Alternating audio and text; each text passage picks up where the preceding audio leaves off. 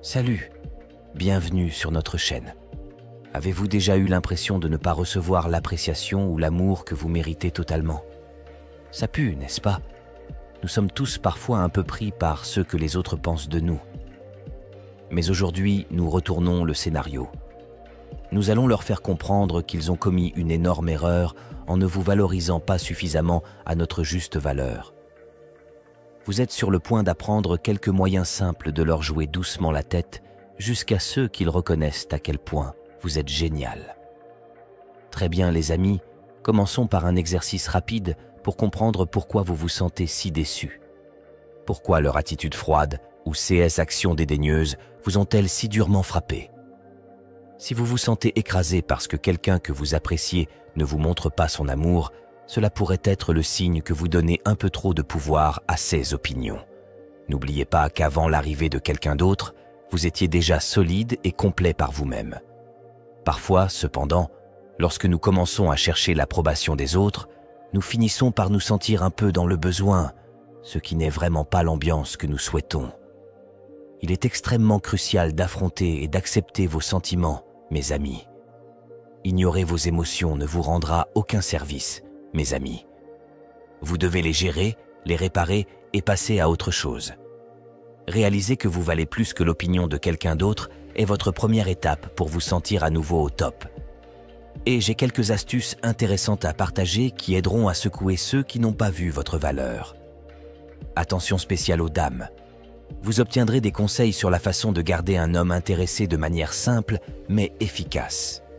Et les gars, ne vous inquiétez pas, je vous soutiens aussi. Je vais vous montrer comment éviter de vous faire jouer. Nous avons un peu de sagesse pour tout le monde aujourd'hui. Alors, installez-vous, écoutez et déployons ces astuces. Avant de plonger profondément dans notre plan de match en 11 étapes pour garantir que vous ne serez plus jamais négligé, canalisons nos stoïciens intérieurs. Comprendre comment un véritable stoïcien aborde ses problèmes constituera la base du guide d'aujourd'hui alors que nous parcourons notre plan de match. Alors, imaginez ça. Quelqu'un qui compte pour vous ne vous donne pas l'appréciation que vous méritez. Ça pique, non? Mais c'est ici que le stoïcisme entre en jeu. Un vrai stoïcien sait que les seules choses que nous pouvons contrôler sont nos pensées, nos actions et nos réactions. Tout le reste est hors de notre contrôle et cela inclut les opinions et les actions des autres. Un vrai stoïcien commence par regarder à l'intérieur. Ils se demandent pourquoi cela me dérange. Ils comprennent que leur valeur ne vient pas des autres, mais de leurs propres actions et vertus. Ainsi, si quelqu'un ne les valorise pas, cela n'est pas considéré comme un échec personnel, mais plutôt comme le reflet du jugement de l'autre personne. Et ces sentiments blessés. Les stoïciens ressentent également la douleur, mais au lieu de s'y attarder, ils l'utilisent comme tremplin pour leur croissance personnelle. Ils pensent: que puis-je apprendre de cela? Comment cela peut-il m'endurcir? De cette façon, chaque épaule légère ou froide est une chance de devenir plus dure et plus autonome. Les stoïciens pratiquent également le détachement. Cela ne veut pas dire qu'ils ne se soucient pas des autres.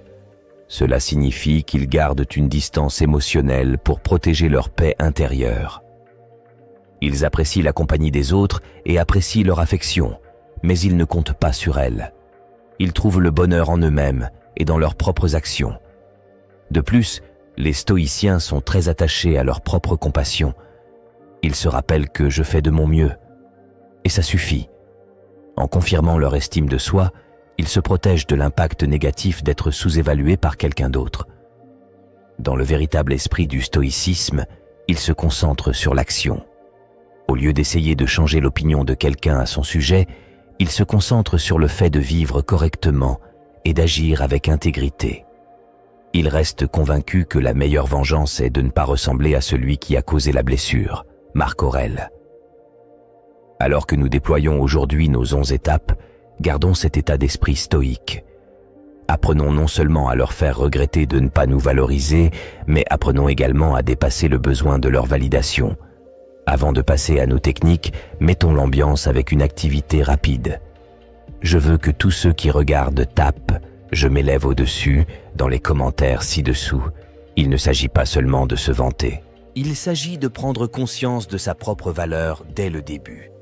Quand vous le déclarez, vous commencez à y croire de plus en plus. De plus, vous pourriez simplement inciter quelqu'un d'autre à reconnaître également sa propre génialité. Alors allez-y, écrivez-le et éclairons ces commentaires avec un peu de positivité. Maintenant que ces bonnes vibrations circulent, plongeons-nous dans ces techniques qui changent la donne. Prêt à être inarrêtable? Allons rouler. Numéro 1. Valorisez-vous. Salut. Plongeons dans notre tout premier mouvement qui change la donne. Se valoriser. Il s'agit avant tout de reconnaître votre formidable valeur personnelle, peu importe où vous êtes et avec qui vous êtes. Se valoriser n'est pas seulement un concept fantaisiste. C'est le fondement de la façon dont les autres vous voient et vous traitent. Lorsque vous commencez vraiment à apprécier votre propre valeur, vous dites essentiellement au monde « Hé, je mérite votre attention ». Alors, que signifie réellement se valoriser? Il s'agit de savoir que vous êtes déjà entier et digne de respect par vous-même. Cet état d'esprit ne vous élève pas seulement. Cela change la façon dont vos amis, partenaires et même collègues vous traitent. Imaginez que votre partenaire remarque que vous prenez soudainement des décisions audacieuses en toute confiance ou que vos amis vous voient défendre ce en quoi vous croyez. Ce changement peut vraiment les faire réfléchir à 2 fois sur la façon dont ils vous voient. Commençons par une étape simple mais puissante. Affirmation. Chaque matin, regardez-vous dans le miroir et envoyez-vous de bonnes vibrations telles que « Je suis capable, je mérite le respect et je suis une rockstar à part entière ». Marc Aurèle l'a bien compris lorsqu'il a dit « Le bonheur de votre vie dépend de la qualité de vos pensées ». Alors dynamisez ces pensées avec positivité et regardez votre esprit s'envoler. Mais bon, il ne s'agit pas seulement d'avoir de bonnes pensées, il s'agit aussi d'agir en conséquence. Choisissez de passer du temps à faire des choses qui vous font vous sentir bien ou de dire non à des choses qui vous dépriment. Faites des choix qui montrent que vous vous respectez et vous constaterez que les autres commenceront également à vous respecter davantage. Se valoriser change la donne. Cela vous fait briller un peu plus et montre au monde que vous n'êtes pas quelqu'un à négliger. Chaque choix que vous faites et qui reflète votre valeur personnelle est une étape vers une personne plus centrée et plus heureuse. Rappelez-vous notre devise « I rise above ». Gardez cela à l'esprit chaque jour. Il ne s'agit pas seulement de se sentir bien. Il s'agit de vivre d'une manière que les autres ne peuvent s'empêcher de remarquer et de respecter. Alors, valorisez-vous. Surmontez. Et montrez à tout le monde la personne extraordinaire que vous êtes. Tu le mérites totalement, mec. Prêt à découvrir le prochain conseil sympa? Gardons cette bonne énergie en mouvement. Deuxièmement, améliorez votre image physique. Très bien les amis, maintenant que nous avons commencé les choses en améliorant la façon dont nous nous percevons, passons à notre deuxième geste doux, améliorer votre image physique. Il s'agit d'embellir votre extérieur pour qu'il corresponde à la solide estime de soi que nous construisons. Pensez-y. Lorsque vous avez l'air bien, vous vous sentez bien, et tout le monde autour peut ressentir cette ambiance. C'est comme porter votre confiance sur votre manche, ou, vous savez, toute votre tenue. Alors pourquoi s'embêter à intensifier votre jeu de style? C'est simple. Votre apparence sert souvent de panneau d'affichage personnel auprès du monde. Lorsque vous faites un peu d'effort pour avoir l'air élégant, ce n'est pas seulement une question de vanité. Il s'agit d'exprimer votre fierté personnelle. Cela montre que vous vous respectez. Et cela prépare le terrain pour que les autres vous respectent également. De plus, soyons honnêtes, faire tourner quelques têtes lorsque vous entrez dans une pièce peut être sacrément satisfaisant. Voici comment commencer. Tout d'abord, réfléchissez à ce que votre style dit de vous. Êtes-vous du genre décontracté, jeans et t-shirt? Ou vous sentez-vous plus à l'aise dans quelque chose qui crie audacieuse et chic? Quelle que soit votre ambiance, possédez-la et assurez-vous que votre garde-robe la reflète. Mettre à jour votre style ne signifie pas que vous avez besoin d'une refonte de votre garde-robe. Parfois, quelques pièces clés peuvent rehausser l'ensemble de votre look. Ensuite, parlons de toilettage.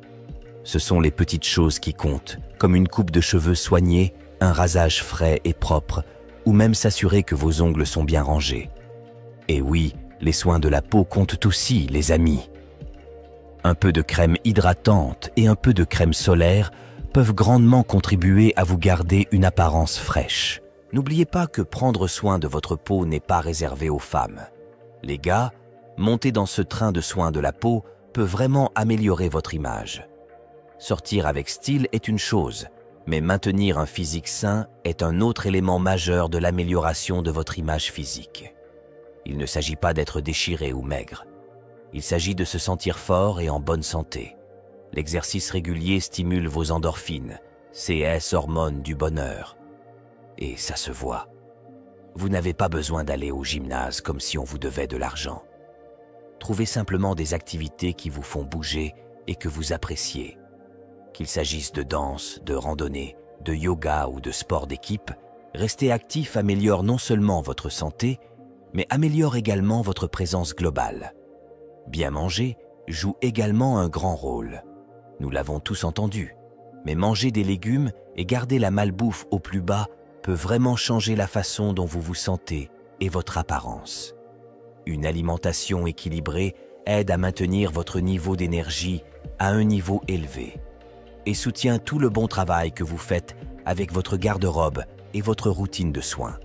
Mais voilà, améliorer votre image physique ne consiste pas seulement à attirer des compliments ou à inciter les gens à y jeter un second regard. Il s'agit d'incarner le respect que vous avez pour vous-même. Lorsque vous prenez le temps de soigner votre apparence, vous dites « Je me valorise suffisamment pour prendre bien soin de moi ».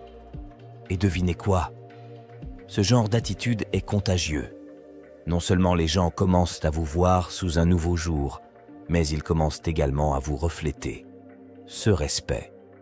Revenons donc à notre devise « I rise above ». Lorsque vous investissez dans votre image physique, c'est un moyen puissant de dépasser les vieux récits sur qui vous êtes. Il s'agit de se présenter comme la meilleure version de vous-même, prête à affronter tout ce qui vous attend avec confiance et style.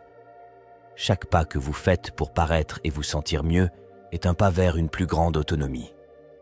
N'oubliez pas, mecs et mecs, qu'il ne s'agit pas d'être le plus sexy ou le plus en forme, il s'agit d'être le meilleur de vous-même.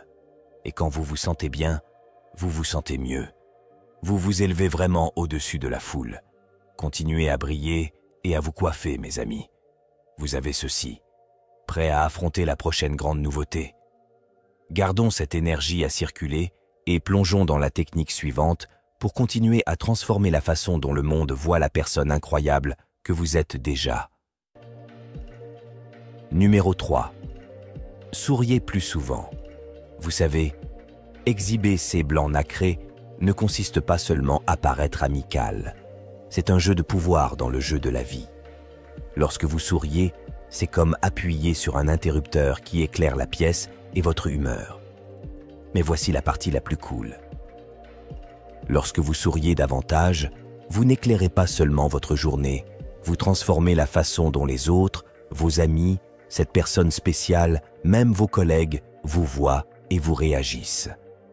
Décomposons-le. Le sourire est comme un super pouvoir qui se cache littéralement sous votre nez.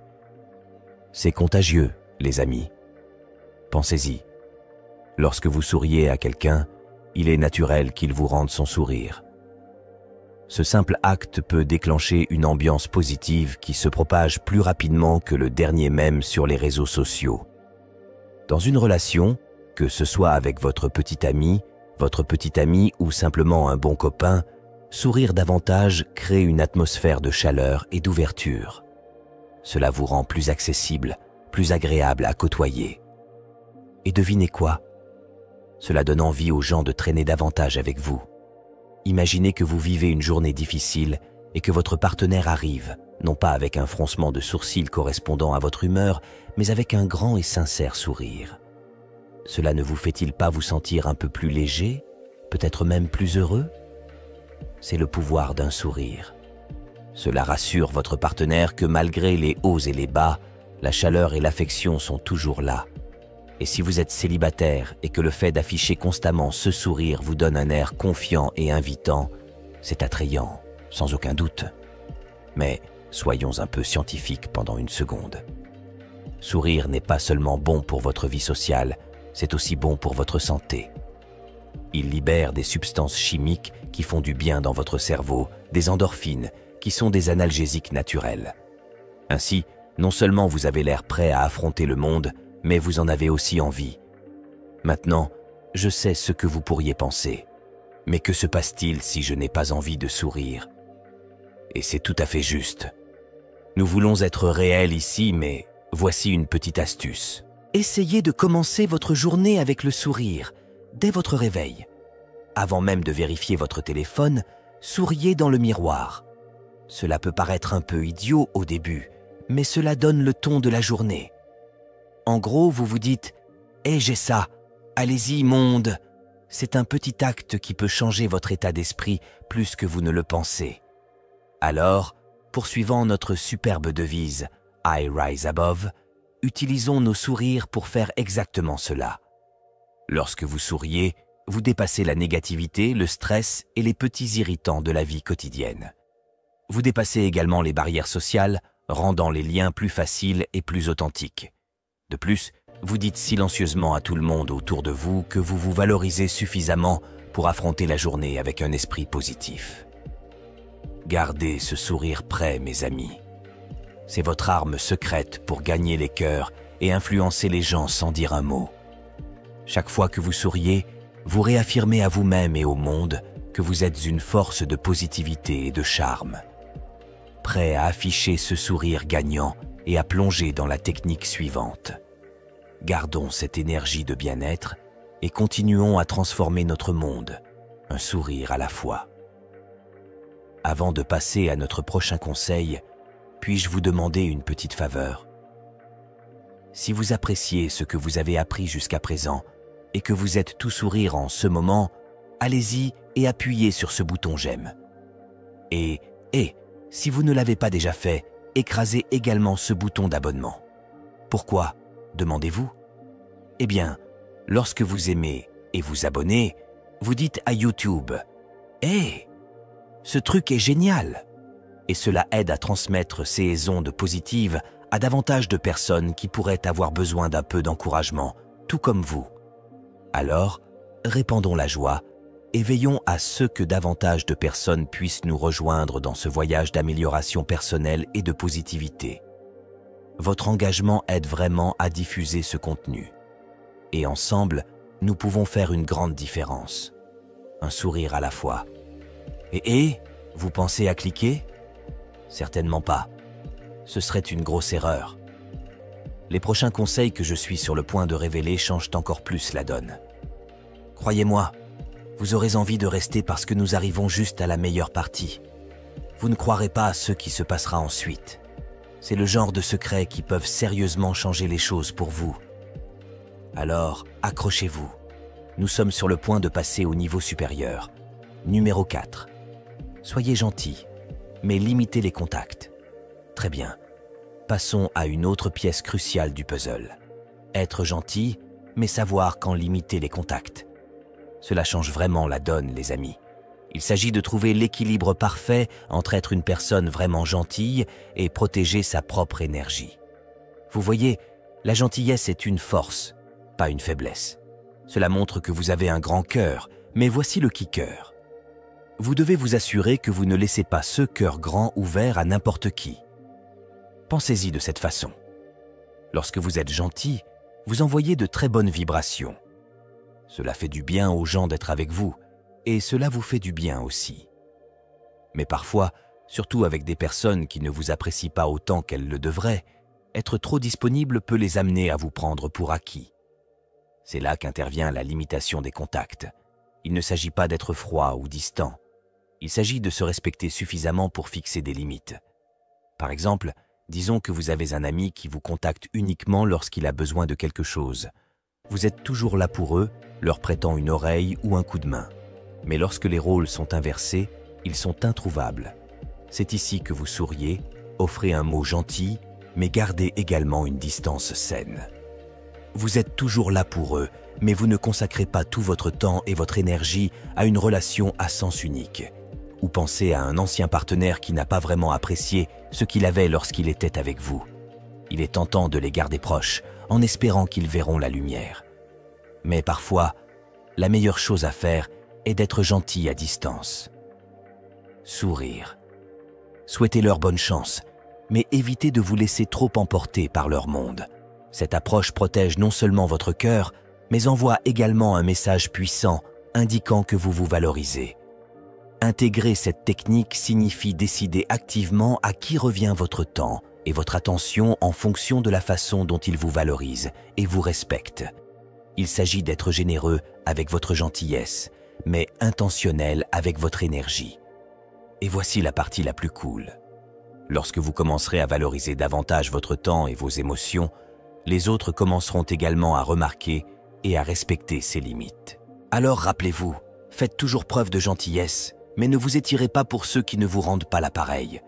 En étant gentil, mais en limitant les contacts, vous apprenez aux autres comment vous traiter, et vous attirez le genre de personnes qui chériront et respecteront votre générosité. Maintenant, n'oubliez pas notre devise. Continuez à vous élever au-dessus des situations qui tentent de vous abattre. En maîtrisant l'art de la gentillesse avec des limites, vous prenez non seulement soin de votre bien-être émotionnel, mais vous améliorez également la façon dont les autres vous perçoivent et interagissent avec vous. Restez dans les parages pour plus d'informations, car nous arrivons juste au cœur de la manière de leur faire réellement prendre conscience de ce qu'ils ont négligé. Numéro 5. Restez calme sous pression. Très bien, nous passons à notre 5e coup fatal. Restez calme sous pression. Laissez-moi vous dire que maîtriser cela peut sérieusement vous faire ressembler à une rockstar aux yeux de votre entourage. Que vous soyez confronté à une échéance difficile au travail, que vous ayez une discussion animée avec votre partenaire ou que vous essayiez simplement de garder le cap lors d'un dîner de famille qui déraille. Garder son sang-froid peut faire des merveilles. Alors pourquoi est-il si crucial de rester calme? Eh bien, lorsque les choses s'échauffent, les gens ont tendance à surveiller la façon dont vous gérez la situation. Garder votre sang-froid montre non seulement que vous avez le contrôle, mais aussi que vous pouvez gérer tout ce que la vie vous réserve. Ce genre de sang-froid est très attrayant dans toute relation, que ce soit avec votre petit ami, votre petite amie, ou même simplement vos amis. Cela montre que vous êtes fiable et que vous n'êtes pas facilement ébranlé. Des qualités que tout le monde apprécie chez un ami et un partenaire. Pensez à la dernière fois où vous avez vu quelqu'un s'emporter. Cela peut rendre les choses inconfortables, n'est-ce pas? Maintenant, imaginez le contraire. Quelqu'un qui reste totalement zen au milieu du chaos. Cette personne mérite généralement beaucoup de respect. De plus, rester calme peut vous aider à penser plus clairement. Vous êtes donc plus susceptible de prendre des décisions intelligentes au lieu de simplement réagir de manière impulsive. Mais bon, restons réalistes. Rester cool sous pression n'est pas toujours facile. Cela demande de la pratique. Un bon début est de reconnaître quand vous vous sentez stressé. Sentez cette tension monter. Respirez profondément. Sérieusement, essayez-le maintenant. La respiration profonde est comme un mini-bouton de réinitialisation de votre humeur. Un autre conseil rapide est de garder les choses en perspective. Demandez-vous dans l'ensemble quelle est l'importance de cette affaire. Souvent, vous constaterez que cela ne vaut pas la peine de perdre votre sang-froid. Et rappelez-vous, montrer que vous pouvez rester calme ne signifie pas que vous ne vous en souciez pas. Cela signifie que vous êtes suffisamment fort pour gérer les situations difficiles avec élégance. En utilisant notre devise « I rise above », appliquez-la ici aussi. Élevez-vous au-dessus du chaos, au-dessus du stress et montrez que vous êtes le genre de personne qui reste calme et sereine. Cela vous aide non seulement en interne, mais change également la façon dont les autres vous perçoivent. Ils vous verront comme un leader, quelqu'un sur qui on peut compter lorsque les choses deviennent difficiles. Alors, la prochaine fois que vous vous retrouverez dans une situation de haute pression, n'oubliez pas que c'est votre chance de briller. Gardez la tête froide, vos pensées claires et votre expression paisible. Les gens le remarqueront et y réfléchiront à 2 fois la prochaine fois qu'ils envisageront de ne pas apprécier votre présence calme et compétente. Numéro 6. Tracez votre propre chemin. Très bien, en route vers notre 6e groove, tracez votre propre chemin. Maintenant, Celui-ci consiste à intensifier et à tracer votre voyage unique dans la vie. Il ne s'agit pas seulement de suivre le chemin tracé par les autres, mais de créer le vôtre. Et croyez-moi, lorsque vous commencerez à agir selon vos propres conditions, tout le monde autour, que ce soit votre copain, votre partenaire ou même ce collègue qui ne semblait jamais le remarquer, commencera à vous voir sous un nouveau jour. Alors, pourquoi tracer votre propre chemin est-il si puissant? C'est simple.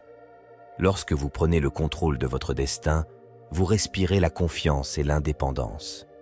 Cela montre que vous n'êtes pas seulement un autre visage dans la foule. Vous êtes le maître de votre propre destin, le capitaine de votre âme, comme le dit le vieil adage. Par exemple, disons que vous avez toujours suivi le cheminement de carrière typique et sécuritaire.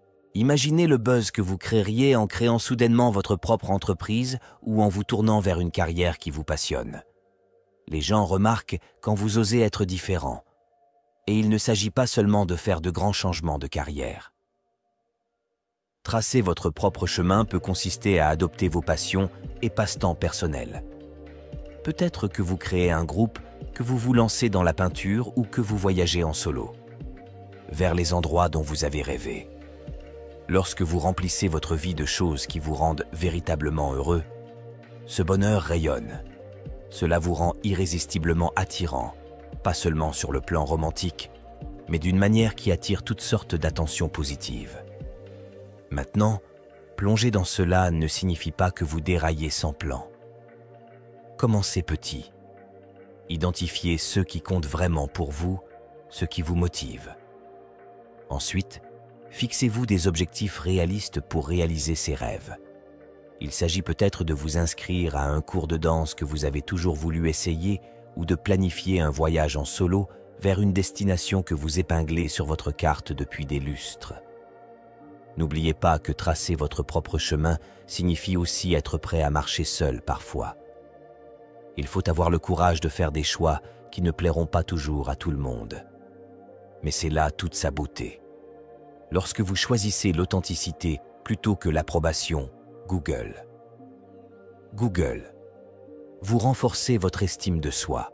Vous commencez à attirer dans votre vie des gens qui respectent et admirent votre courage et votre authenticité.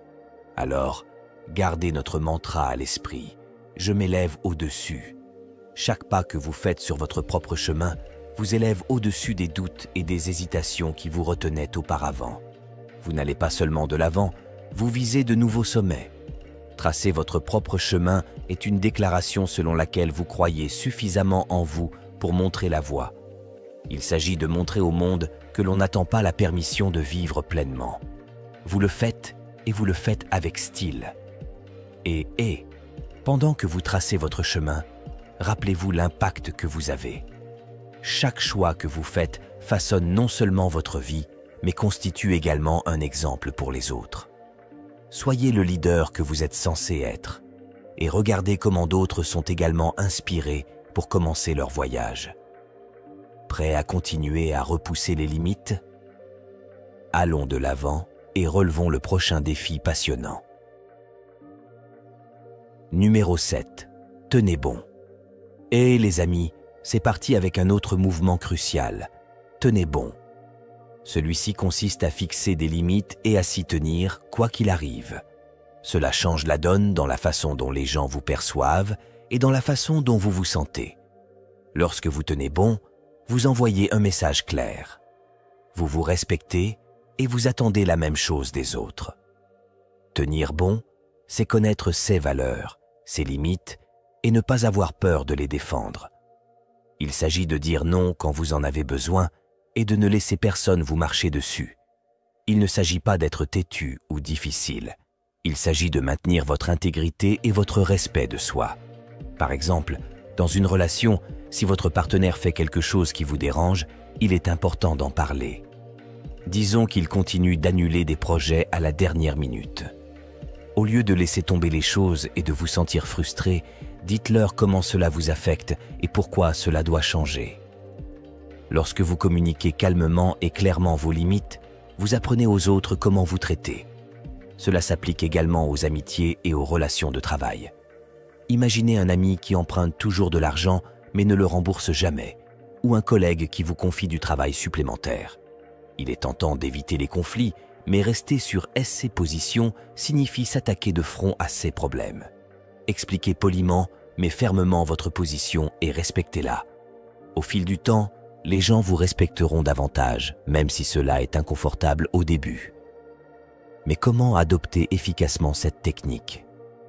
Commencez par connaître vos limites. Quels sont vos facteurs décisifs? Quel comportement ne voulez-vous pas tolérer? Ensuite, pratiquez la communication assertive. Cela signifie être honnête et direct, mais aussi respectueux. Utilisez les déclarations « I » pour exprimer vos sentiments sans blâmer les autres. Par exemple, « Je ne me sens pas respecté lorsque mes projets sont annulés à la dernière minute. Tenir bon est aussi une question de cohérence. » Une fois que vous avez fixé une limite, respectez-la. Si vous cédez parfois, cela envoie des signaux contradictoires et les gens pourraient ne pas vous prendre au sérieux. La cohérence montre que vous êtes sérieux. Rappelez-vous notre mantra. Je m'élève au-dessus. Tenir bon est un moyen puissant de ne plus être pris pour acquis. Cela montre que vous vous valorisez suffisamment pour exiger le respect.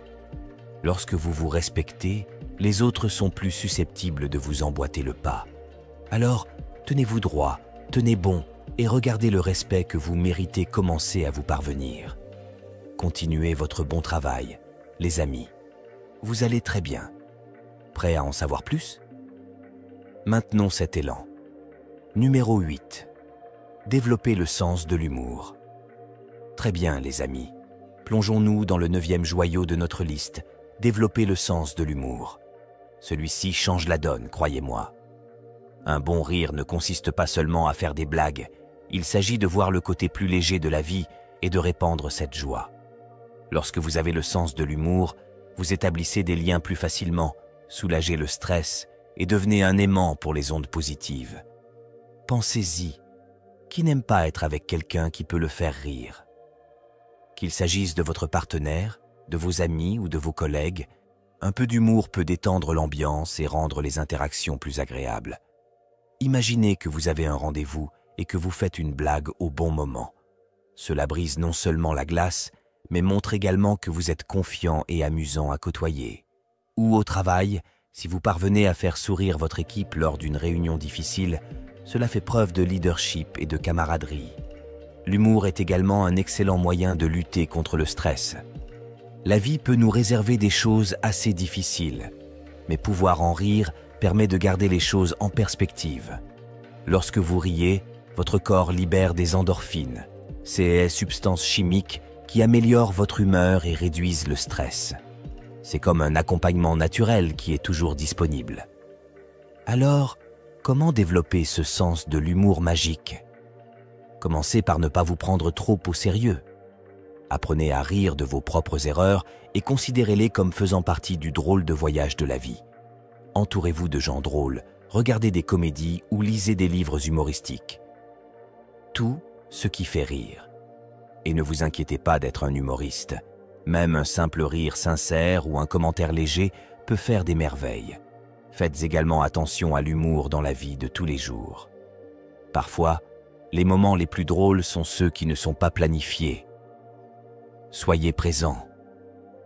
Profitez des petites bizarreries de la vie quotidienne et partagez ces moments avec les autres. Rappelez-vous notre mantra « Je m'élève au-dessus ». Utilisez-le ici aussi. Élevez-vous au-dessus du stress et de la négativité en riant. Votre sens de l'humour est le reflet de votre esprit de résilience. Cela montre que vous pouvez relever les défis de la vie avec le sourire, ce qui fait de vous non seulement plus sympathique, mais aussi quelqu'un que les gens respectent et admirent.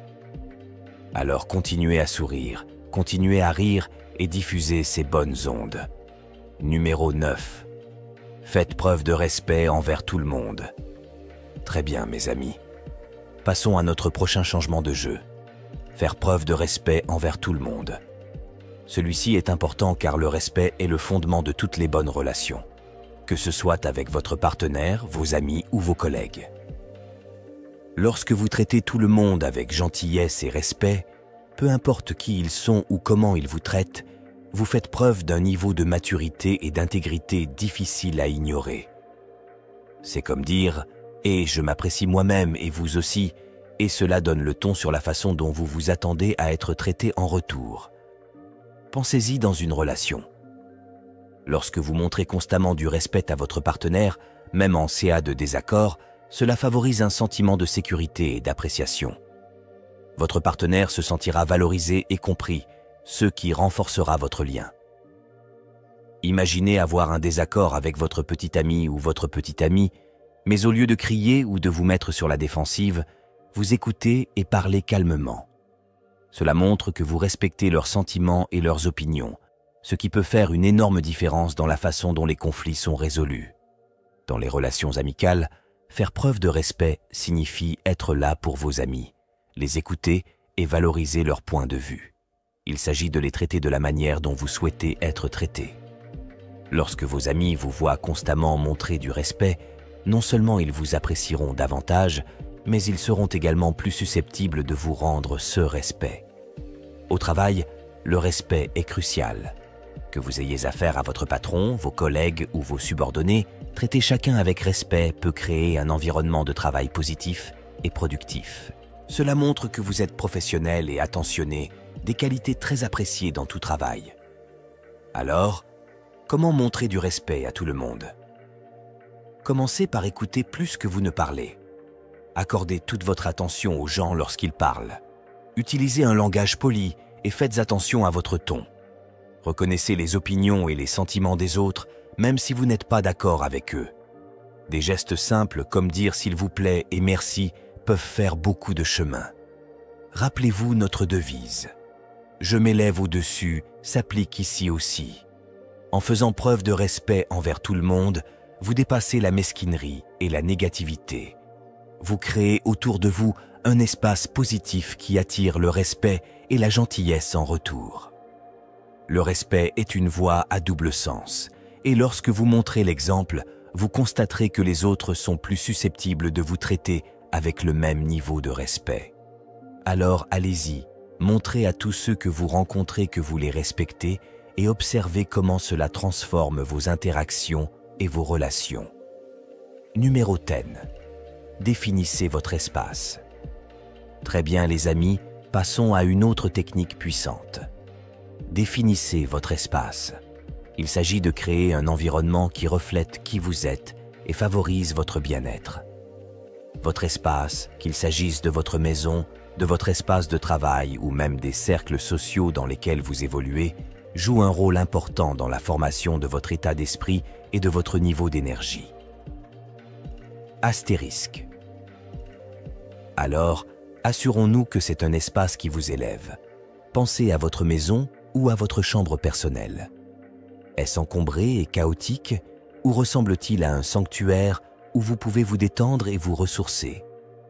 Un espace bien organisé et personnalisé peut faire des merveilles pour votre santé mentale. Commencez par désencombrer. Débarrassez-vous des choses qui ne vous servent plus. Ne gardez que ceux qui ajoutent de la valeur à votre vie et vous rend heureux.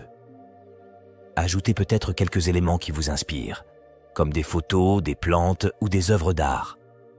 Ces petits changements peuvent faire une grande différence dans la façon dont vous vous sentez au quotidien. Parlons maintenant de votre espace de travail. Que vous travaillez à domicile ou au bureau, votre espace de travail doit vous motiver et augmenter votre productivité. Organisez-le de manière à minimiser les distractions et à maximiser l'efficacité.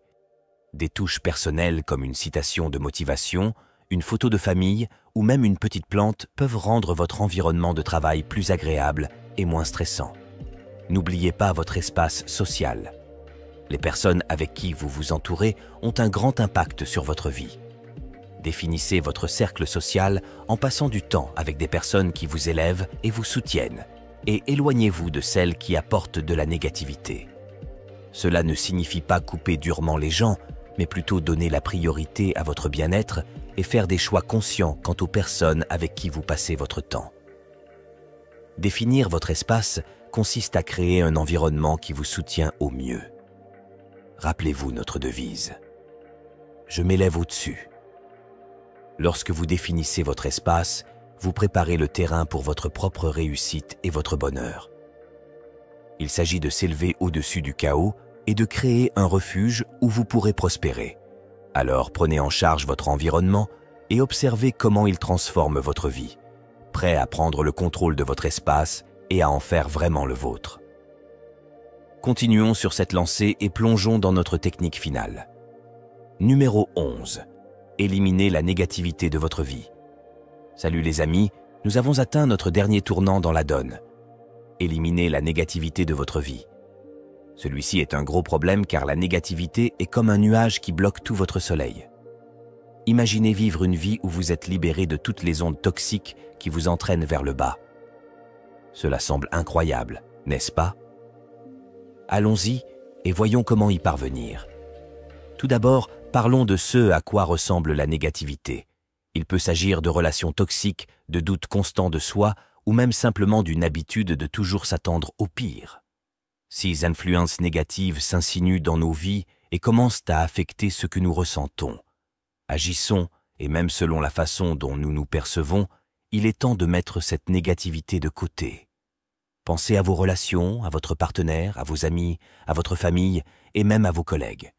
Y a-t-il des personnes dans votre vie qui vous dépriment constamment, vous critiquent ou vous font vous sentir inférieur à ce que vous êtes? C'est difficile, mais parfois la meilleure chose à faire est de s'éloigner de ces influences négatives. Vous savez ce que la société vous dit, n'est-ce pas? Bloquez-les, restez silencieux, et comme par magie, ils reviendront en rampant, implorant une autre chance. Laissez-moi vous dire quelque chose. Vous avez été victime d'une arnaque. Ils vous ont vendu un rêve, un fantasme bon marché qui vous maintient assis là, figé, espérant, attendant, désespéré d'un signe indiquant qu'ils s'en soucient toujours. Pendant que vous attendez, votre paix, votre confiance et votre estime de soi pourrissent. Ce n'est pas ce qu'ils vous ont dit. Il ne s'agit pas de se ronger les ongles et de regarder son téléphone comme s'il détenait le sens de la vie. Non, il s'agit de les éblouir par votre éclat. Il s'agit de devenir si intouchable, si magnétique, qu'ils se demandent comment ils ont pu vous laisser filer. Mais que faites-vous à la place? Soyez honnête avec vous-même. Êtes-vous assis là, parcourant les réseaux sociaux, relisant de vieux textos, imaginant des scénarios où ils reviennent en courant? Réveillez-vous. Ce n'est pas du pouvoir. Cette autodestruction, enveloppée comme de l'espoir, n'est pas attirante. Attendre, c'est pathétique, impuissant, désespéré. Et vous pensez qu'ils vont vous regarder et dire « Waouh, quelle prise !» Non, ils vous oublieront, passeront à autre chose, attirés par l'énergie, la croissance, la force, pas par quelqu'un figé dans le temps, attendant une validation. Le silence est un pouvoir lorsqu'il est mélangé à l'action. Un silence sans action, c'est juste du bruit qui attend d'être ignoré. Quand votre silence est alimenté par la croissance et la transformation, en devenant quelqu'un de si radieux qu'on ne peut s'empêcher de le remarquer, c'est ça le pouvoir. Aucun contact ne les concerne. Il s'agit de vous tenir si grand que même votre ombre les intimide. Il s'agit de posséder votre vie si pleinement que leur absence n'a plus d'importance. Vous pensez qu'il s'agit d'attendre leur attention? Non. Il s'agit de s'épanouir si fort qu'ils ne vous reconnaîtraient même pas. Il s'agit de devenir intouchable, de vivre si pleinement que l'idée d'attendre semble ridicule. Arrêtez de vous leurrer. Arrêtez de laisser ce sans-contact vous dévorer vivant. Chaque seconde que vous passez à espérer qu'ils le remarqueront est une seconde volée à la vie incroyable que vous devez vivre. Tuez ce côté faible de vous, celui qui s'accroche, qui attend, qui mendie des restes. Vous n'êtes plus faible, vous êtes fort. Ce sans-contact est votre pouvoir, c'est votre moment, votre étape pour y prospérer. Soyez audacieux, déclarez votre valeur au monde, montrez-leur. Cette fois, il ne s'agit pas d'eux, il s'agit de vous, de s'élever, de devenir si magnétique, si puissant, que l'idée d'attendre vous semble indigne. Écrivez-le. Je m'épanouis sans contact. Ce n'est pas une ligne dans le sable, c'est le moment de vous lever. Il ne s'agit pas d'attendre. il s'agit de gagner. Numéro 1. Le silence est d'or, mais l'action est de platine. Vous pensez que le silence suffit pour qu'il remarque votre absence? Voici la vérité. Le silence sans action n'est pas d'or. C'est du plastique bon marché. C'est impuissant. Et dans leur monde, cela fait à peine une ondulation. Le silence a du pouvoir, bien sûr, mais seulement quand il y a de l'action. Considérez le silence comme une pause avant un coup de foudre. Sans la grève, le silence est tout simplement calme. Pensez-vous que quelqu'un qui vous a rejeté va soudainement se retourner parce que vous êtes resté silencieux? Pas à moins que ce silence soit soutenu par une transformation si indéniable, si magnétique, qu'elle parle plus fort que n'importe quel mot. Marc Aurèle a dit un jour « Vous avez le pouvoir sur votre esprit, pas sur les événements extérieurs. Comprenez-le et vous trouverez de la force. » Le silence sans action, c'est renoncer à votre pouvoir. Assis dans le noir en espérant que l'univers, ou pire, eux, vous remettra une lampe de poche. Mais le silence avec l'action, c'est vous qui devenez le feu. Vous éclairez le monde si fort que personne, pas même eux, ne peut ignorer votre éclat. Pensez aux personnes qui ont véritablement transformé le rejet en carburant. Prenez Beyoncé, par exemple. Lorsqu'elle s'est séparée des Destiny's Child, les gens ont douté d'elle. Ils pensaient qu'elle passerait au second plan.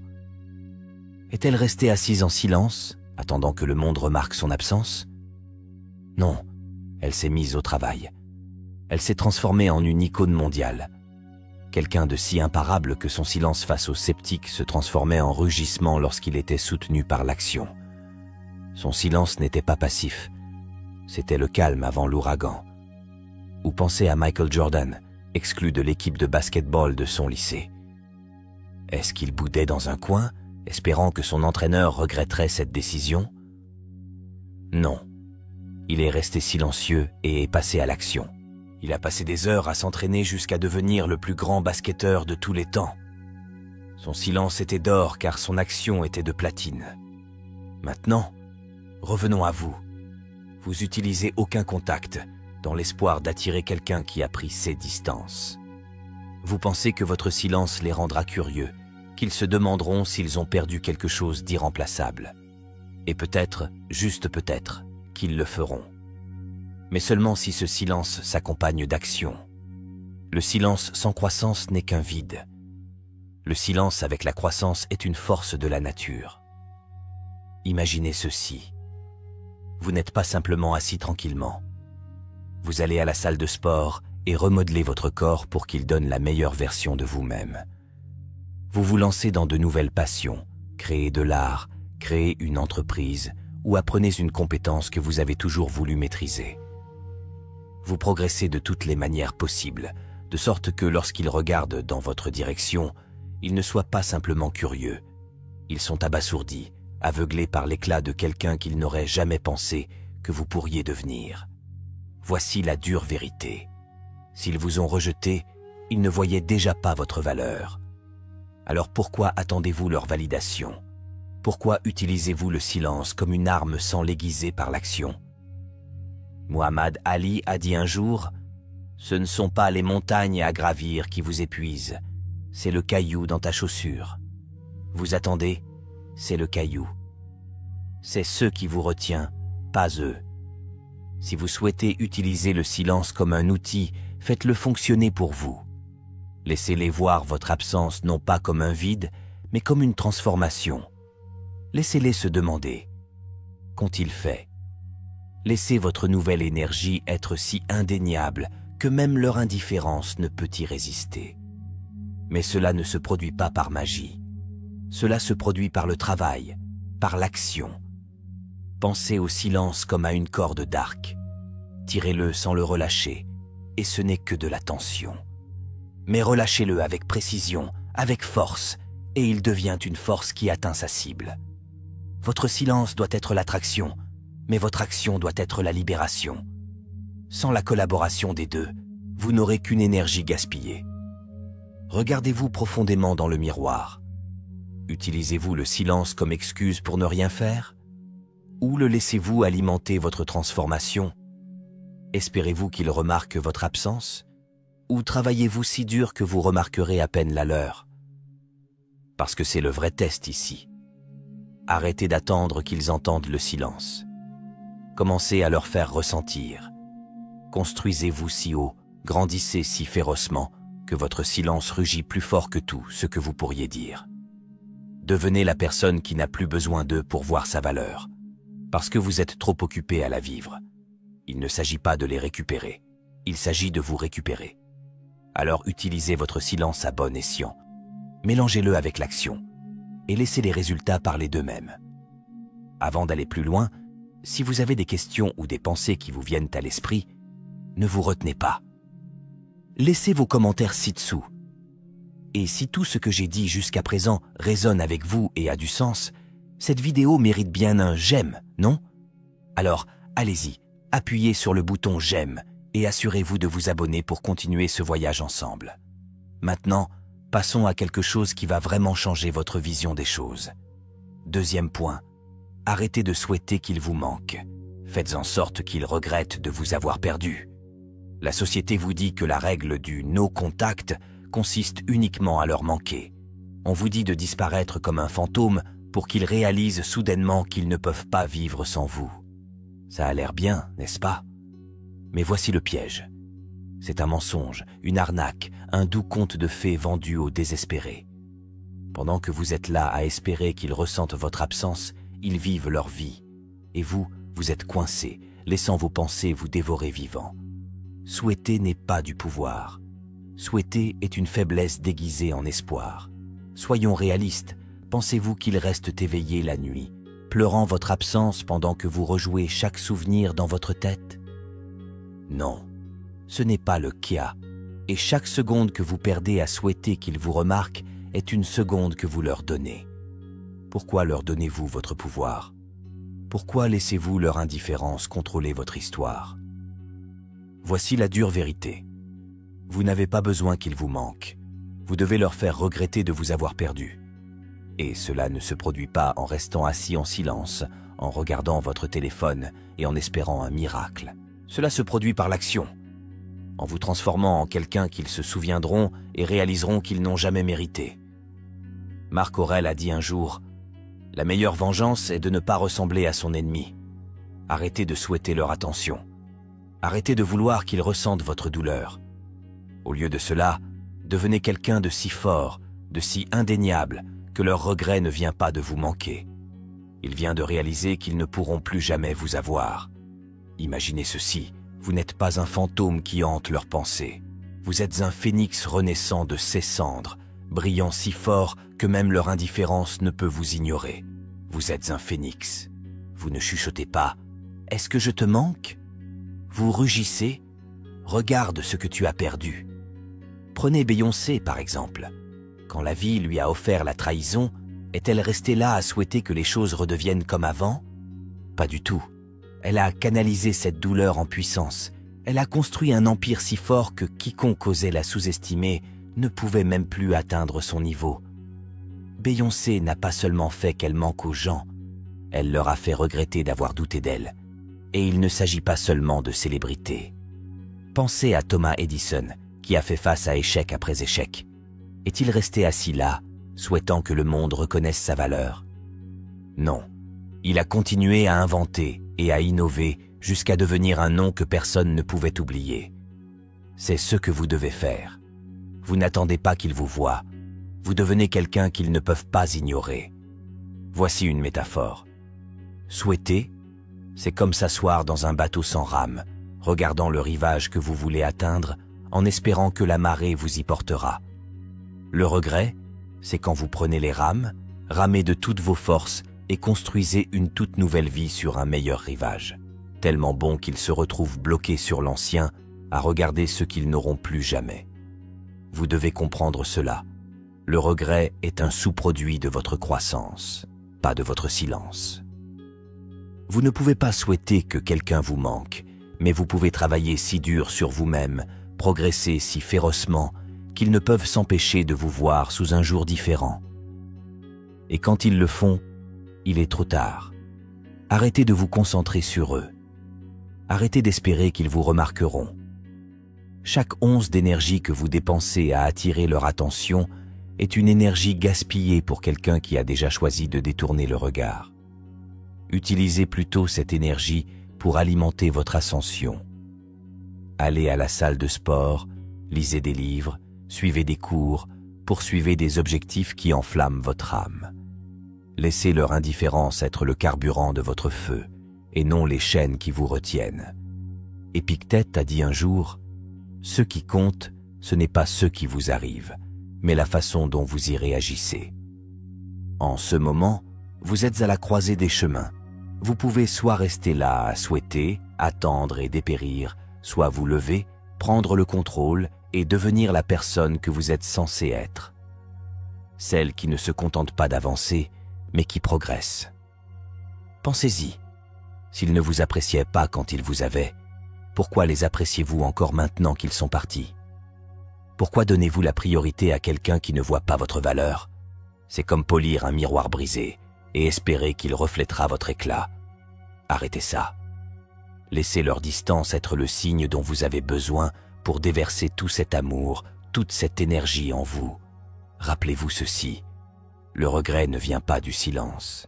Il vient du fait de voir quelqu'un qu'ils ont sous-estimé se transformer en quelqu'un qu'ils ne peuvent plus toucher.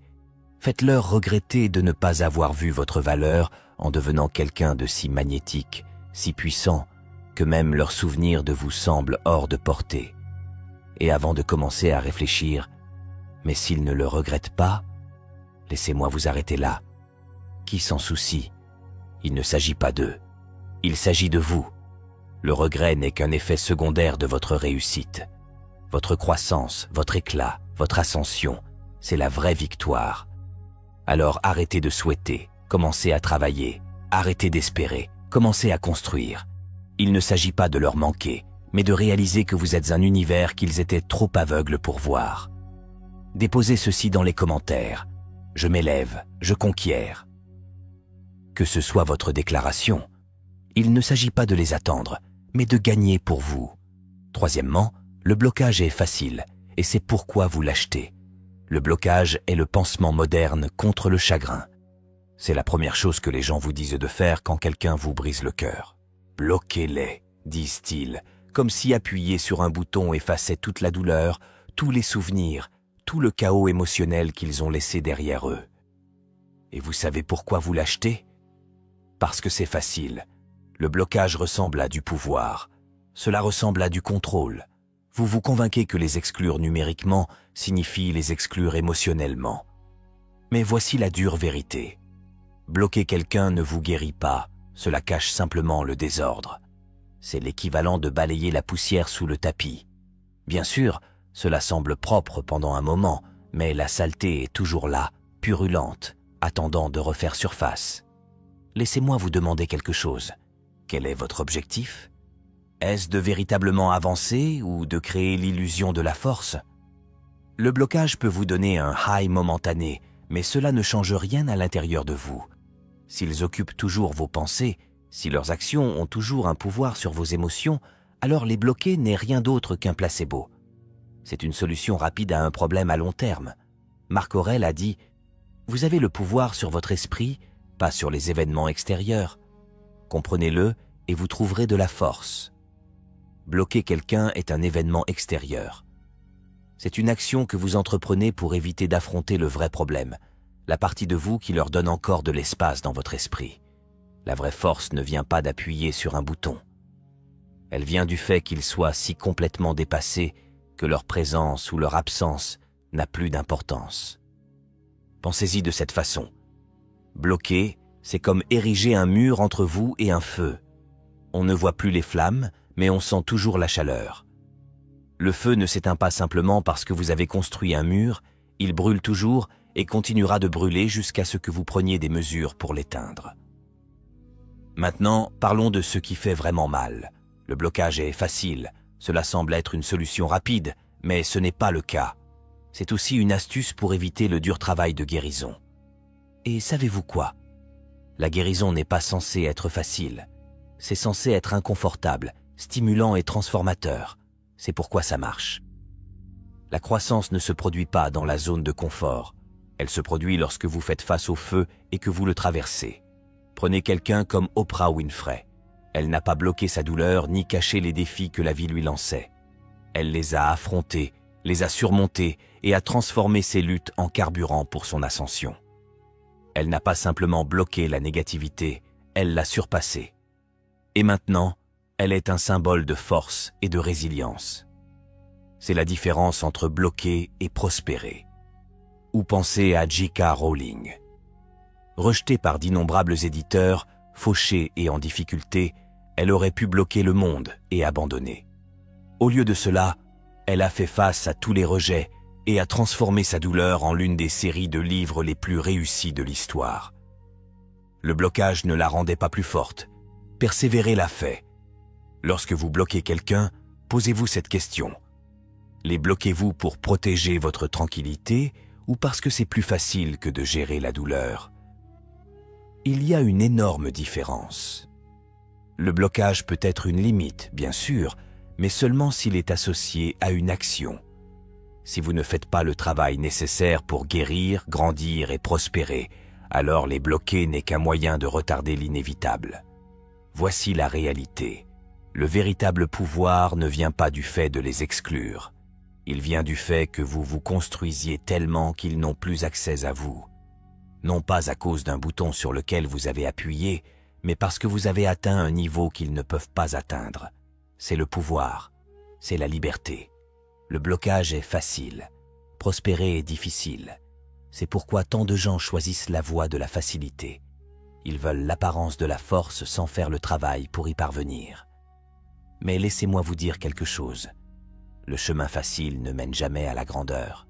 Si vous voulez vraiment avancer, briller, devenir intouchable, alors arrêtez de vous cacher derrière le bouton de blocage et commencez à construire la vie que vous méritez. Les bloquer, c'est bien, mais ne vous arrêtez pas là. Utilisez cet espace pour vous concentrer sur vous, consacrez votre énergie à votre croissance, allez à la salle de sport, suivez le cours que vous avez reporté, démarrez l'entreprise dont vous rêvez. Créez une vie si pleine, si riche, que leur absence ressemble à une bénédiction et non à une perte. Épictète a dit un jour, « D'abord, dites-vous ce que vous seriez, puis faites ce que vous avez à faire. Si vous voulez être libre, agissez comme ça. Si vous voulez prospérer, arrêtez de vous contenter de demi-mesures. Le blocage peut fermer une porte, mais il n'en ouvre pas de nouvelles. C'est votre travail. Créez un nouveau chemin, un nouveau but et une nouvelle version de vous-même. Alors, voici le défi. Arrêtez d'utiliser le bouton de blocage comme une béquille, utilisez-le comme un tremplin. Laissez-le créer l'espace dont vous avez besoin pour guérir et grandir, mais ne vous laissez pas tromper en pensant que le travail est terminé. Le travail commence maintenant. Déposez ceci dans les commentaires. Je m'élève au-dessus du blocage, car vous n'êtes pas là pour choisir la solution de facilité. Vous êtes ici pour prospérer. Numéro 4. Ils sont distants parce que vous leur avez appris à l'être. Laissez-moi vous montrer le vrai problème ici. La société adore vous dire que quand quelqu'un est distant, c'est son problème. Oh, ils ont peur de l'engagement. Ils sont simplement émotionnellement indisponibles. Ce n'est pas toi, c'est eux. Et même si cela peut sembler réconfortant, c'est aussi un gros mensonge. La vérité? Ils sont distants parce que vous leur avez appris à l'être. Vous m'avez bien entendu? Vous avez préparé le terrain. Vous leur avez remis le scénario. Chaque fois que vous vous êtes surmené, chaque fois que vous excusiez leur mauvais comportement, chaque fois que vous ignoriez les signaux d'alarme, vous leur avez appris exactement comment vous traiter. Vous avez abaissé la barre et ils se sont mis à l'aise pour l'enjamber. Vous avez laissé passer leur distance et ils ont appris qu'il n'y avait rien de mal à continuer à vous repousser. Marc Aurèle a dit « Vous avez le pouvoir sur votre esprit, pas sur les événements extérieurs. Comprenez-le et vous trouverez de la force. » Mais qu'avez-vous fait? Vous avez abandonné ce pouvoir. Vous avez fait de leur distance votre problème. Au lieu de rester ferme, vous vous êtes mis en quatre pour tenter de combler l'écart. Et devinez quoi? Cette attitude ne vous a pas rendu plus fort. Cela vous a rendu plus facile à ignorer. Laissez-moi vous donner une métaphore. Imaginez que vous êtes une flamme brillante et forte. Au début, ils étaient attirés par votre lumière, votre chaleur, votre énergie. Mais ensuite, lentement, vous avez commencé à vous atténuer. Chaque fois qu'ils s'éloignaient, vous brûliez un peu moins fort, essayant de ne pas les submerger, essayant de les garder proches. Mais voici le problème. Personne ne respecte une flamme vacillante. Ils ne remarquent pas sa disparition et ne la poursuivent certainement pas. Et c'est là que ça empire. Leur distance vous a également formé. Cela a fait de vous un chasseur. Chaque fois qu'ils s'éloignent, vous poursuivez plus fort, désespéré de fermer cet espace. Savez-vous à quoi cela vous fait ressembler? À une ombre. Vous n'êtes plus debout. Vous les suivez, rétrécissant, se pliant, faisant tout ce qu'il faut pour rester dans leur lumière. Et pensez-vous qu'ils respecteront cela? Pensez-vous qu'ils apprécieront quelqu'un qui court toujours, sans jamais tenir bon? Les gens respectent ce pour quoi ils doivent travailler. Ils apprécient ce qu'ils pourraient perdre. Mais vous avez donné votre valeur comme si c'était une braderie. À chaque fois, vous tolérez leur distance sans exiger mieux. Vous renforcez leur comportement. Vous leur apprenez que votre présence est garantie, peu importe le peu d'efforts qu'ils déploient. Prenez Rihanna, par exemple. Lorsqu'elle a été confrontée à la trahison et au chagrin, a-t-elle poursuivi? A-t-elle baissé sa lumière? Non. Elle a pris son pouvoir, a construit un empire et est devenue si magnétique que son absence se faisait sentir dans chaque pièce qu'elle quittait. Elle n'a pas appris aux gens à la prendre pour acquis. Elle leur a appris à passer au niveau supérieur ou à la perdre. Voilà à quoi ressemble le pouvoir. Ou pensez à Steve Jobs. Renvoyé de sa propre entreprise, il n'a pas couru après le conseil d'administration, implorant une seconde chance. Il est resté silencieux, a travaillé sur lui-même et est revenu plus fort, si indéniablement qu'il ne pouvait pas l'ignorer. Sa distance n'était pas passive, c'était une leçon. Maintenant, revenons à vous. Vous avez toléré leur distance, n'est-ce pas? Trouvez des excuses pour cela. Ils sont occupés, ils sont stressés, ils ont juste besoin de temps. Mais laissez-moi vous poser cette question. S'ils vous appréciaient vraiment, vous ferait-il ressentir cela? Se retirerait-il, connaissant les dégâts que cela cause? Non. Ils sont distants parce qu'ils savent que vous resterez de toute façon.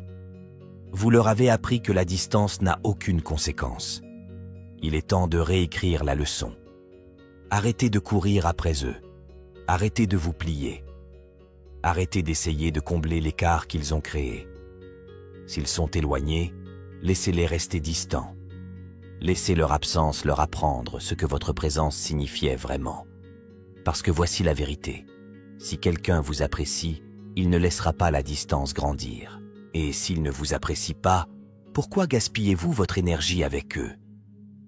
Sénèque a dit un jour, « Ce n'est pas que nous ayons peu de temps à vivre, mais que nous en gaspillons beaucoup. » Combien de temps allez-vous perdre à attendre que quelqu'un réduise la distance qu'il a créée?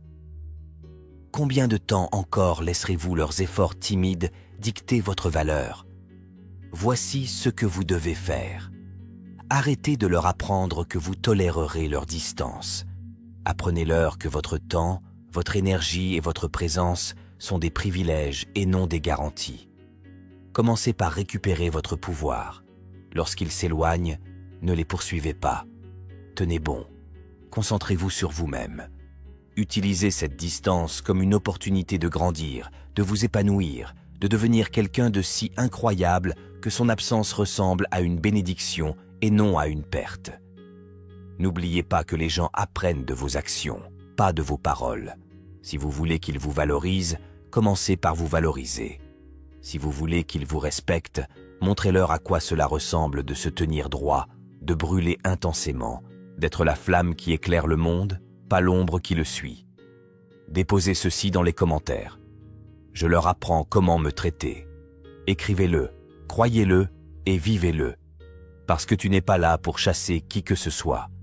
Vous êtes ici pour vous lever. Numéro 5. Ne vous contentez pas de guérir. Brisez les attentes. Oh, ils ne le voient pas venir. Ils pensent que vous allez simplement guérir, ramasser les morceaux brisés et passer tranquillement à autre chose. Ils s'attendent à une douce lueur, une version sombre de la personne dont ils se sont éloignés. Mais laissez-moi vous dire une chose, la guérison n'est que le début. Vous n'êtes pas là simplement pour récupérer. Vous êtes ici pour briser toutes les attentes qu'ils ont à votre égard. Ils pensent qu'ils vous connaissent. Ils pensent qu'ils vous ont deviné. Ils supposent qu'ils ont vu votre meilleur. Et maintenant qu'ils sont éloignés, vous vous fondrez tranquillement dans l'arrière-plan. Mais voici la vérité. Vous ne vous fanez pas. Vous vous enflammez. C'est la partie à laquelle ils ne se sont pas préparés, la version de toi qu'ils n'ont jamais vu venir. Marc Aurèle disait « L'obstacle à l'action fait avancer l'action. Ce qui fait obstacle devient le chemin. » La douleur qu'ils ont causée, c'est votre carburant. Le rejet, votre rampe de lancement. Chaque larme, chaque nuit blanche. À chaque instant où tu te sentais moins que rien, c'est la base du chef-d'œuvre que vous construisez actuellement. Imaginez un phénix renaissant de ses cendres. Il ne guérit pas seulement ses brûlures, il devient quelque chose d'entièrement nouveau, quelque chose qui ne ressemble même pas à la version détruite. C'est toi. Vous ne vous contentez pas de vous recoudre. Vous réécrivez entièrement le modèle de qui vous êtes. Vous montez si fort que la prochaine fois qu'ils vous verront, ils devront plisser les yeux pour vous reconnaître. S'ils le peuvent même. Savez-vous à quoi ressemblent des attentes bouleversantes? C'est Michael Jordan, toi. Coupé de l'équipe de basketball de son lycée, il revient pour dominer le jeu à tel point que son nom est désormais synonyme de grandeur. C'est Oprah, rejetée, ridiculisée et sous-estimée, qui bâtit un empire médiatique si vaste que ses sceptiques ne sont désormais plus qu'une note de bas de page dans son histoire. C'est ce que signifie briser les attentes. Non pas pour guérir tranquillement, mais pour s'élever si fort que le monde n'a d'autre choix que d'en prendre note. Et n'oublions pas qu'il ne s'agit pas d'eux. Il ne s'agit pas de leur faire regretter ce qu'ils ont perdu, même si c'est un effet secondaire appréciable. Il s'agit de vous. Il s'agit de devenir la version de vous-même qui non seulement survit, mais qui s'épanouit si brillamment que votre passé ne vous définit plus. Ils ne le voient pas venir. Ils s'attendent à des cicatrices, mais ce qu'ils verront, c'est une armure. Ils s'attendent à des murmures, mais ce qu'ils entendront, c'est un rugissement. Ils attendent à la même personne qu'ils ont laissée derrière eux, mais ce qu'ils trouveront, c'est quelqu'un qu'ils n'auraient jamais pu rêver de mériter. Déposez ceci dans les commentaires. Je ne me contente pas de guérir. Je me lève. Écrivez-le, possédez-le, laissez-le être le mantra qui vous fait avancer. Parce qu'il ne s'agit pas ici de guérir, il s'agit de devenir imparable. Numéro 6. Arrêtez de donner des rabais sur votre valeur. Parlons d'un autre mensonge. La société adore vous dire que si vous abaissez un peu vos normes, si vous êtes un peu plus disponible, un peu plus indulgent, un peu plus décontracté, alors ils reviendront. Quelle blague! Laissez-moi vous dire quelque chose. Chaque fois que vous accordez à quelqu'un une remise sur votre valeur, vous lui dites que vous ne pensez pas que vous valez le plein prix. Pensez-y. Lorsque vous allez dans un magasin et voyez quelque chose en promotion, vous supposez qu'il ne se vend pas, qu'il est moins désirable, que quelque chose n'était pas assez bon pour conserver sa valeur intacte. C'est exactement ce qui arrive lorsque vous abaissez vos normes pour garder quelqu'un dans votre vie. Ils commencent à vous voir comme quelqu'un de bon marché, remplaçable, comme quelqu'un qui se contentera de moins que ce qu'il mérite. Marc Aurèle disait « L'âme se teinte de la couleur de ses pensées. Si vous pensez que vous valez moins, vous commencerez à agir comme tel. Vous vous contenterez de chapelure au lieu du festin que vous méritez. Et lorsque vous commencez à agir comme un rabais, les gens vous traiteront comme tel. C'est un cercle vicieux qui ne se termine que lorsque vous décidez d'arrêter. Oh, mais ils adorent quand vous vous rabaissez, n'est-ce pas? Cela leur facilite les choses. Ils peuvent garder leur distance, vous donner le strict minimum et savoir que vous resterez toujours dans les parages. Mais voici la réalité. Lorsque vous abaissez vos normes, vous ne vous respectez pas. Vous vous perdez. Prenons Rihanna comme exemple. Pensez-vous qu'elle accorde des réductions sur sa valeur? Non. Elle exige la pleine valeur parce qu'elle sait exactement ce qu'elle apporte. Et si quelqu'un ne peut pas se le permettre, littéralement ou émotionnellement, c'est son problème. C'est le genre d'énergie que vous devez incarner. Chaque fois que vous acceptez moins que ce que vous méritez, vous dites au monde que vous acceptez d'être sous-évalué. Arrêtez-le. Vous n'êtes pas un article en liquidation. Vous n'êtes pas une trouvaille de bonnes affaires. Vous êtes la perle rare pour laquelle les gens doivent travailler, investir et chérir, car ils savent qu'ils ne peuvent pas simplement en trouver une autre comme vous. Pensez-y. Pourquoi continueriez-vous à offrir des réductions à quelqu'un qui s'est déjà éloigné? Pourquoi voudriez-vous leur permettre de vous sous-évaluer à nouveau plus facilement? Ils sont distants, car ils pensent que vous attendez toujours, que vous êtes toujours disponible, que vous êtes toujours prêt à accepter les restes qu'ils décident de vous offrir. Prouvez-leur le contraire. Montrez-leur que votre valeur a grimpé en flèche et qu'ils ne sont même plus dans la fourchette de prix. Sénèque a dit un jour « Telle est une histoire, telle est la vie ». Ce qui compte, ce n'est pas sa durée, mais sa qualité. Votre valeur ne réside pas dans le temps que vous attendez pour que quelqu'un le remarque. Elle dépend de la qualité de vie que vous vous construisez. Déposez ceci dans les commentaires. Plus de réduction. Écrivez-le. Croyez-le. Vivez-le. Parce que tu n'es pas là pour t'installer. Vous êtes ici pour vous envoler. Et votre valeur n'est pas négociable. Numéro 7. Aucun contact n'est pas silence. C'est le tonnerre. Laissez-moi vous dire quelque chose. Cette règle d'interdiction de contact que vous suivez, il ne s'agit pas de rester assis tranquillement dans l'ombre en espérant qu'ils remarqueront votre absence. Aucun contact n'est pas le silence, c'est le tonnerre. C'est la déclaration la plus bruyante de votre valeur, de votre pouvoir et de votre décision de reprendre votre vie. Mais voici le problème. La plupart des gens considèrent l'absence de contact comme s'il s'agissait d'un murmure, d'une stratégie passive, d'un jeu d'attente. C'est un jeu. Vous restez silencieux et espérez qu'ils l'entendront aussi fort qu'un cri. Laissez-moi vous le dire tout de suite, ce n'est pas comme ça que ça marche. Le silence en soi n'est rien, mais un silence déterminé, un silence soutenu par l'action, c'est une tempête qu'ils n'oublieront pas. Imaginez que vous vous trouvez au milieu d'un champ. Le ciel est sombre. Pendant un instant, c'est calme. Mais alors le tonnerre gronde, profond, grondant, impossible à ignorer. C'est à cela que devrait ressembler aucun contact, pas un acte de disparition, mais une présence puissante qui résonne même lorsque vous n'êtes pas physiquement là. Marc Aurèle disait « Ce n'est pas la mort qu'un homme doit craindre, il devrait craindre de ne jamais commencer à vivre. » Aucun contact n'est votre chance de commencer à vivre, pas pour eux, mais pour vous.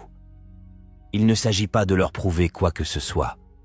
Il s'agit de vous montrer de quoi vous êtes capable. Le tonnerre n'est pas pour leurs oreilles, c'est pour votre âme. Pensez aux personnes qui ont rendu leur silence tonitruant. Prenez Serena Williams par exemple. Lorsqu'elle fait face à des revers, elle ne discute pas, elle ne mendie pas. Elle travaille en silence. Et quand elle revient, sa performance est si bruyante qu'elle couvre tous les critiques, tous les sceptiques, toutes les personnes qui l'ont sous-estimée. C'est ce que devrait être aucun contact, une accumulation de pouvoir si indéniable que votre retour ébranle le sol sur lequel il se trouve. Et n'oublions pas Steve Jobs. Après avoir été évincé d'Apple, est-il resté en retrait, espérant tranquillement qu'il le regrette? Non, il est resté silencieux, a construit quelque chose d'extraordinaire avec Next et Pixar, et à son retour, il l'a fait comme une force de la nature. C'est l'énergie qu'aucun contact n'a besoin de transporter. Non pas le silence pour le silence, mais le silence qui construit, transforme et domine. Maintenant, pensez à vous. Que faites-vous avec ceux sans contact? Êtes-vous simplement assis là à regarder votre téléphone en espérant qu'ils le remarqueront? Ou construisez-vous quelque chose qu'ils ne pourront pas ignorer? Parce que voici la vérité. Aucun contact sans action n'est simplement statique. Aucun contact avec l'action n'est un ouragan. Quand ils penseront à vous, et ils le feront, ils le remarqueront. Ils devraient ressentir le grondement de votre transformation, même à des kilomètres de distance. Ils devraient voir votre vie évoluer, votre confiance grandir, votre énergie rayonner d'une manière qu'ils ne croyaient pas possible. Ton silence n'est pas vide. Il est rempli de ton ascension. Vous voyez, l'absence de contact ne concerne pas seulement ce que vous arrêtez de faire, mais ce que vous commencez à faire. Il s'agit du travail, de la croissance, de l'engagement envers soi-même, qui transforme le calme en rugissement. Il ne s'agit pas d'attendre leur attention. Il s'agit de devenir quelqu'un qui n'en a pas besoin. Sénèque a dit « Tant que vous vivez, continuez à apprendre à vivre ». C'est ce qu'est l'absence de contact. Votre salle de classe, votre atelier, votre scène. Vous apprenez à vous épanouir, à construire, à devenir si magnétique que leur absence ressemble à une note de bas de page dans l'épopée de votre vie. Alors arrêtez de considérer le non-contact comme un outil passif. Ce n'est pas le cas. C'est une déclaration. C'est le tonnerre. Et quand ils l'entendront enfin, ce ne sera pas parce que vous sollicitez leur attention. Ce sera parce que vous serez devenu si puissant, si indéniable, que votre silence noiera tout le reste de leur monde. Déposez ceci dans les commentaires. Je suis le tonnerre. Que ce soit votre mantra, votre cri de guerre. Aucun contact, ce n'est pas attendre, c'est devenir. Et lorsque vous le ferez, ils vous entendront haut et fort. La société a un scénario pour vous, et laissez-moi vous dire qu'il est truqué. Ça murmure. Jouez dur pour l'obtenir. Restez silencieux. Faites en sorte que vous leur manquiez. Restez hors de portée et ils reviendront en rampant. Et tu sais quoi? C'est un mensonge. Non, attendez, laissez-moi corriger ça. C'est une demi-vérité. Bien sûr, le silence peut amener quelqu'un à remarquer votre absence, mais seulement si vous utilisez ce silence pour devenir quelqu'un qui mérite d'être remarqué. Le silence en soi, c'est juste un bouton de pause dans votre vie, pas une stratégie pour gagner. Le problème est que la société vous fait croire que le travail se termine par le silence, comme si disparaître dans les airs amènerait soudainement quelqu'un à vous apprécier. Mais voici la dure vérité. Le silence ne fait manquer personne à personne. C'est la transformation derrière le silence qui le fait. Et si vous ne faites pas le travail pour grandir, prospérer, passer au niveau supérieur, alors votre silence n'est qu'un bruit de fond qu'ils oublieront facilement. Pensez-y comme ça. La société vous tend un pinceau et vous dit d'arrêter de peindre. Si vous n'ajoutez plus de couleurs, ils apprécieront la toile, dit-on. Mais qu'est-ce qu'une toile vierge comparée à un chef-d'œuvre? Si vous ne créez pas, n'évoluez pas ou n'ajoutez pas à votre histoire, alors vous êtes simplement statique. Et l'électricité statique n'attire pas l'attention. C'est ignoré. Marc Aurèle disait « L'obstacle à l'action fait avancer l'action. Ce qui fait obstacle devient le chemin. » Le silence n'est pas l'action. C'est la pause qui vous donne l'espace pour agir. C'est le fondement de votre croissance, pas la croissance elle-même. Et la société laisse commodément cette partie de côté, n'est-ce pas? Regardez les grands. Pensez à Serena Williams. Pensez-vous qu'elle respecte les règles du silence? Non. Elle subit des revers, se tait et revient plus fort que jamais. Pas avec des mots, mais avec des réalisations qui ébranlent le monde. C'est la différence entre jouer au jeu de la société et créer le vôtre. La demi-vérité est la suivante. Le silence peut être puissant, mais seulement lorsqu'il est associé à l'action. La vérité est que vous ne vous contentez pas de disparaître en espérant attirer l'attention. Vous disparaissez pour reconstruire, pour vous élever, pour devenir le genre de personne dont l'absence laisse un vide impossible à combler. Alors arrêtez de croire les demi-vérités que la société vous vend. Le silence n'est pas la fin du jeu, c'est le coup d'ouverture. Ce que vous en faites détermine si vous gagnez ou perdez.